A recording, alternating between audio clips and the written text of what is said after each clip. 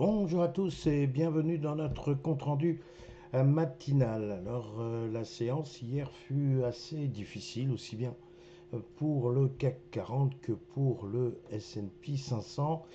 On ne peut pas dire qu'il y ait un vent de fraîcheur, ce serait quand même assez étonnant de parler de la sorte, mais ce que l'on peut dire, c'est qu'il y a eu quand même une bise et une bise de prise de bénéfices, notamment aux États-Unis, sur évidemment le secteur technologique.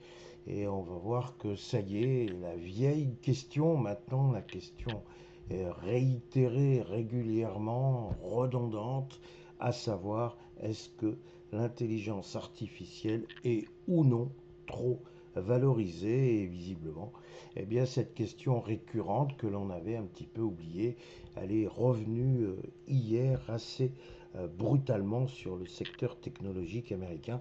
Mais nous allons y revenir. Pour l'instant, commençons avec notre CAC 40.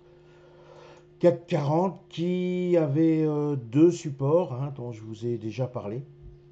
Un support à 8400 points, pardon, et un autre à 8300 points. Et j'avais été assez exhaustif en vous disant que le passage en force des 8300 points, je dis en force parce que on voit qu'ici il y a eu un magnifique gap d'éjection haussière, ce passage en force était particulièrement bienvenu puisqu'il ouvrait en théorie la voie des plus hauts historiques, car nous n'avions pas d'entrave technique, et donc a priori on pouvait garder un espoir ou retrouver un espoir de rejoindre les plus hauts historiques. Mais cet espoir, ma foi, il a été balayé hier avec un retour assez brutal sous les 8400 points.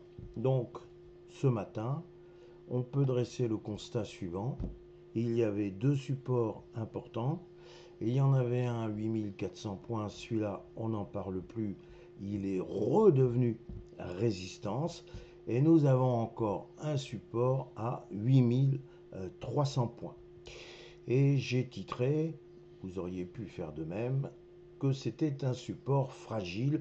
Et pourquoi un support fragile? Parce qu'on voit une petite bougie, quasiment sans corps, ce qui prouve bien qu'il n'y a pas un véritable ascendant des acheteurs. Ces derniers étaient bien timides. Alors bien sûr, les vendeurs n'ont pas voulu non plus dire ça y est, c'est notre heure, on a une batterie de prétextes baissiers. Non, il n'y a pas encore de prétexte baissier. La poursuite des accords avec l'Iran, certes, c'est qu'à un cas, mais elle se poursuit. Et surtout, nous avons un Brent qui ne veut absolument pas se reprendre. On a un secteur obligataire qui, semble-t-il, est assez calme.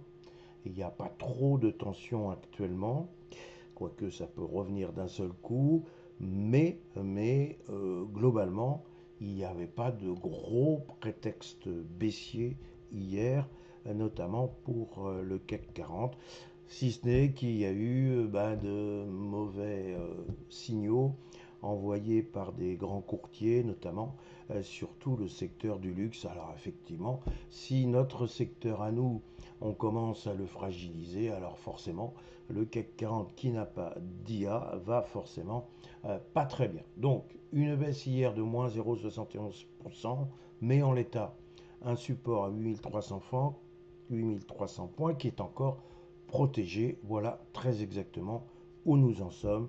Donc, conclusion très pratique, on surveille les 8300 points. Si on venait à casser ces derniers, alors on pourrait envisager un comblement du gap. Donc une situation fragile et une situation un peu détestable qui doit inspirer de la prudence. Pour notre S&P 500. Notre S&P 500, eh bien, vous voyez qu'il a clairement abandonné la résistance des 7500 points. On avait petit espoir, hein, en se disant, bon, il y a une espèce de tutoiement de la résistance, il y a une petite volonté d'essayer de se faire un petit passage, peut-être que, peut-être que. Ben non, il n'y a pas eu de peut-être que, puisque on a assisté bien plus tôt à un repli assez soudain. Alors, quelles sont les causes de ce repli assez soudain? D'abord, on a quand même SpaceX qui nous fait des siennes. Pourquoi? Parce que juste après l'introduction, on l'a vu, 50% en 3 jours, enfin bon, encore une fois, quelque chose de dithyrambique, j'allais dire, façon États-Unis. Et puis bon, une fois qu'on a acheté, il y a des gens qui ont dit oui, mais enfin bon, peut-être quand même que c'est un peu exagéré. N'oublions pas que le chiffre d'affaires à venir de SpaceX, ouais, ma foi, il faut quand même faire un peu preuve d'imagination. Pour l'instant, il y a beaucoup de choses dans les cartons et surtout dans les esprits, mais il n'y a pas forcément quelque chose d'encore très concret. Donc il y a eu beaucoup de volatilité sur le titre SpaceX. Et puis, en rejetant un peu SpaceX, on se pose la sempiternelle question qu'on avait oubliée. Est-ce que l'IA est quand même pas un peu surévaluée? Et ce, d'autant qu'il faut regarder quand même du côté de l'inflation. On aura des chiffres demain très importants.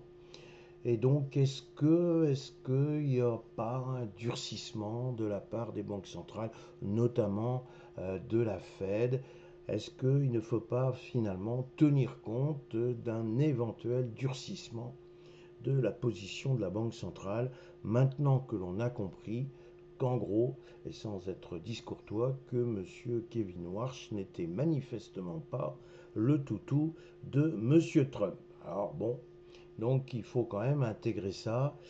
Si on a des sociétés IA qui, encore une fois, sont pulvérisées à des niveaux absolument hallucinants, il n'en demeure pas moins que peut-être, encore une fois, en cette période de l'année, j'en avais dit deux mots il y a quelques jours, c'est un peu un classique. Entre la fin juin et début juillet, on a quelquefois ce que l'on appelle des prises de bénéfices légitimes. En gros, on est en train de vendre toute une suite de bonnes nouvelles.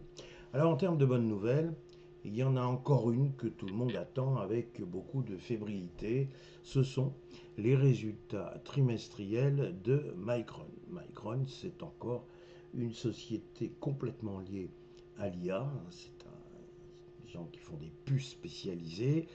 On attend, pour reprendre maintenant un adjectif qui est beaucoup utilisé, on attend des résultats stratosphériques.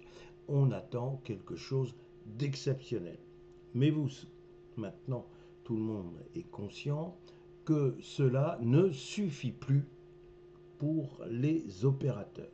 Ils ne veulent pas de l'exceptionnel, ils ne veulent pas quelque chose d'inattendu, ils veulent quelque chose de surnaturel, comme si il fallait absolument venir dire à la réalité qu'elle a qu'une seule mission, celle de se coucher place au rêve. On ne veut pas se passer de rêve, on veut rêver. Alors, est-ce que Micron va nous faire rêver? Alors c'est ce soir, hein, les résultats, ce sera après la bourse, donc dès demain matin, on va se réveiller avec des futurs américains qui soit seront encore une fois dithyrambiques, soit ils vont faire la gueule et ils vont nous annoncer une séance assez pénible. Vous ajoutez à ça, encore une fois, que demain on aura à 14h30 des chiffres de l'inflation.